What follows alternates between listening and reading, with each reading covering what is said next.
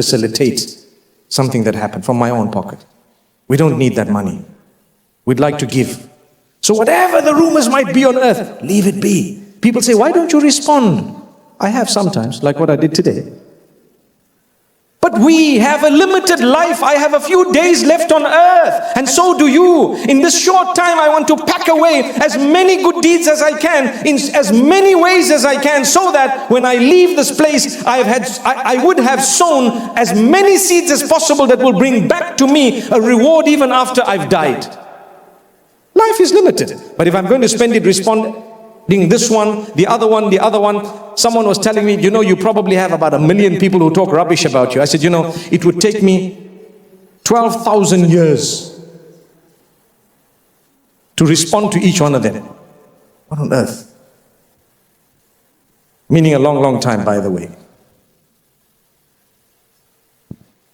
May Allah Almighty grant us ease. So healing the ummah by reaching out to them. But going back to what we were saying right at the beginning, do you know, every one of us needs to heal as well. I need to heal. You need to heal. How do we heal? Point number one, develop a connection with your Maker. Make sure that He is the first port of call. You have a problem, oh Allah, help me. Ask Him again. Ask yourself, how can I improve myself? I'm going to change this and this and this for the better. What bad can I leave that I am doing? I'm going to quit this and this and this for the better. Then you see the help of Allah coming. And sometimes then you may not see directly the help of Allah. Allah leaves you for a while, because what do you need to do now? Part of plugging in with Allah is to cry to Him. To cry to Him and be consistent and thank Him for putting you into a situation where it helped change your life for the better.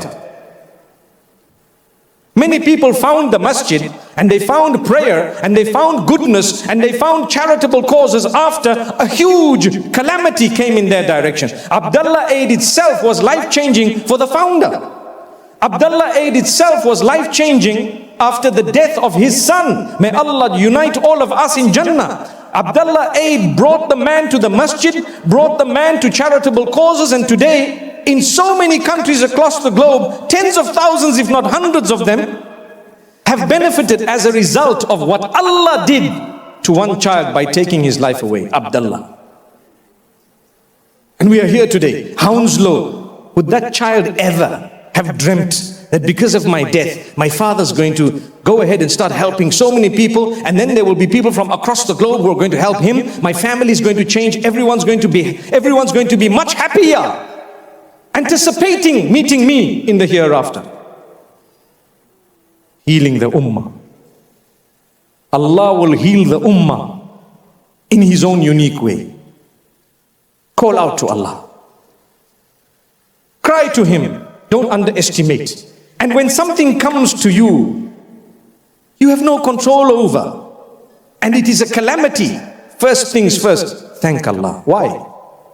Number one, a believer is taught to always consider the fact that it could have been worse.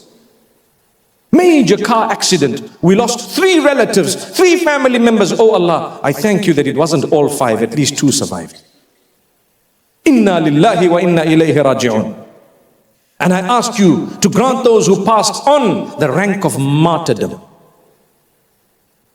People have diseases, sicknesses, terminal illness, cancer it may be, and so on. I remember a brother coming to me saying, you know what, I contracted AIDS. I said, my brother, I'm so sorry. I gave him a big hug and I told him, I don't know, I want to tell you, he says. I said, I don't need to know. He says, I want to tell you, but I want to ask you a question or two. Healing the ummah. You could have AIDS, you could have whatever. I'm here to be of help. I'm here to help you heal. I don't care where you've been. Where you've been is your past. And the brother told me, I am a hafiz. Memorize the Quran. One day, I did an act that didn't last more than a minute. 6 months down the line, I started feeling unwell.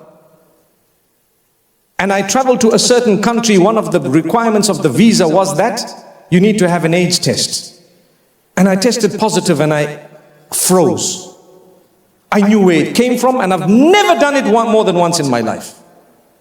But the question I have for you is, will Allah forgive me? May Allah grant him Jannah. He passed on. We used to call him Al-Hafiz.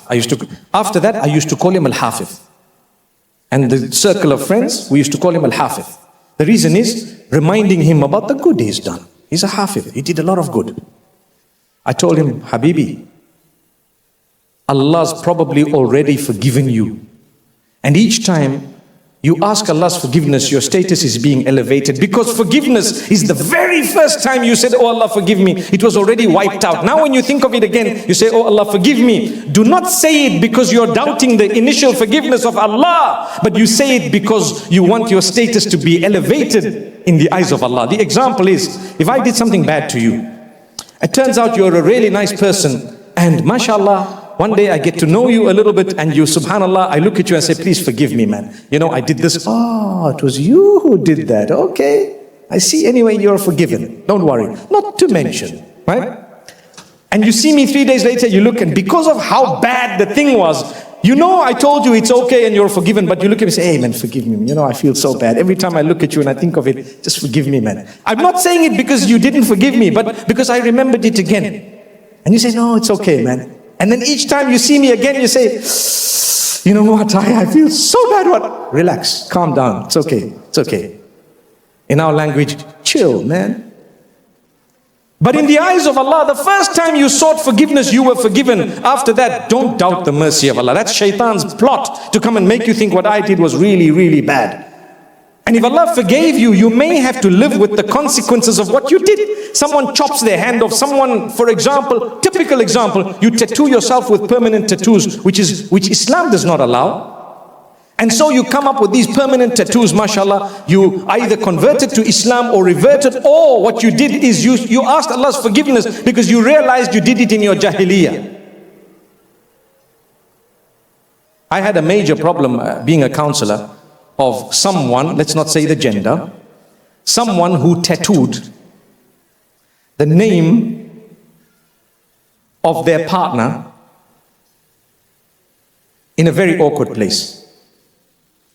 And so what happened, and it's a true story, I tell you, because out of love, some people do things crazy. They don't realize, listen, this is out of it. Do not do this. They broke up after some time. This person ends up getting married, mashallah, tabarakallah. Lo and behold, each time they see somebody's name down there and they're wondering what's going on. That is absurd. But I want to tell you, healing the ummah, shouldn't someone like myself address the person to say, it's not the end of the world. It's not the end of the world. Mistakes happen. You pay a price. Yes, you do. You pay. But we are here to help you heal, insha'Allah. We will tell you, Allah will forgive you. Human beings may not forgive you. It's a problem. So this brother who came to me passed on some time later, but he became a beautiful brother. He told me, can I be imam? Can I actually be imam? I said, why not? Why not? I mean, what happened in